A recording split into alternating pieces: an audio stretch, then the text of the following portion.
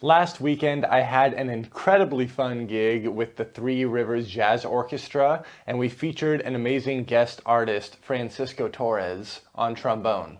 The gig was an absolute blast, and I really felt good about my playing. I should have some performance videos to come in the near future of that gig. But now all of my gear is in the bags and cases, so I figured today is as good of a day as ever to do a how to set up your drum set video. So let's jump into it and I'll show you just how I set up my kit to play. Before I even begin setting up my drums, I always like to make sure that my drum throne is at a good height. I like to sit fairly high up. I always want to make sure that my hip bones are above my knees, and this just allows me to play heel up in both of my feet and still feel really centered while I'm playing. And I also want to make sure that I'm sitting far enough away from the pedals that my ankle bones aren't like behind my knees, which causes a lot of tension in my shins and my calves. So I have my bass drum and hi-hat in place now, and you can see on the overhead camera, I like to make sure that I'm sitting kind of equally distant from both of the pedals. This allows me to stay nice and relaxed in my legs while I'm playing.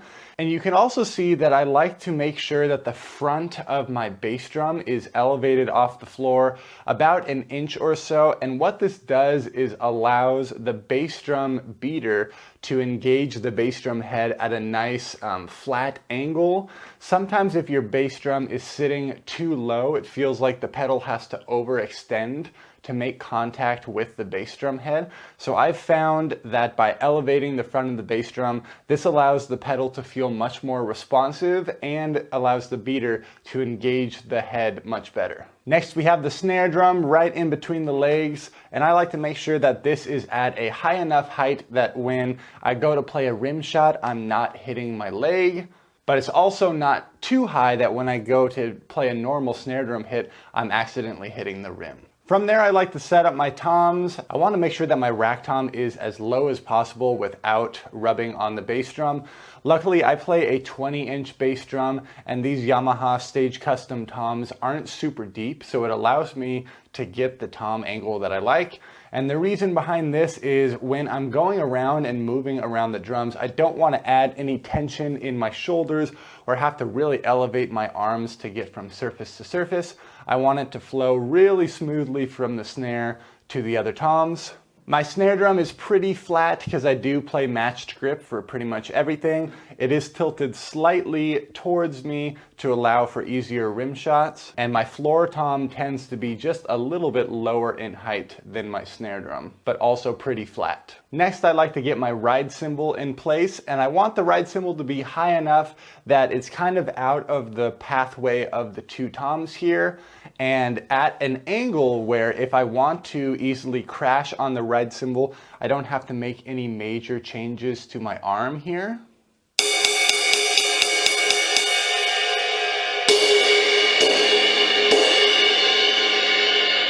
So you can see my ride cymbal is elevated a decent amount and tilted towards me just a little bit to allow for the tip of the stick to easily engage the ride cymbal. And it's also close enough to me that my right arm can hang down naturally, and when I have to go for hits on the bell, I don't have to fully straighten my arm because that causes a lot of tension on the shoulders.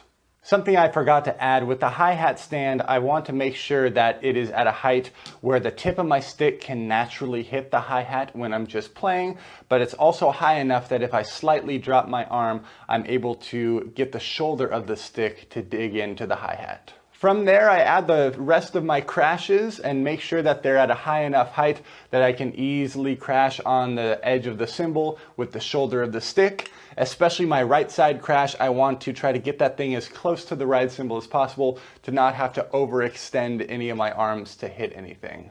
Now all there's left to do is play on it a little bit and see if everything feels comfortable.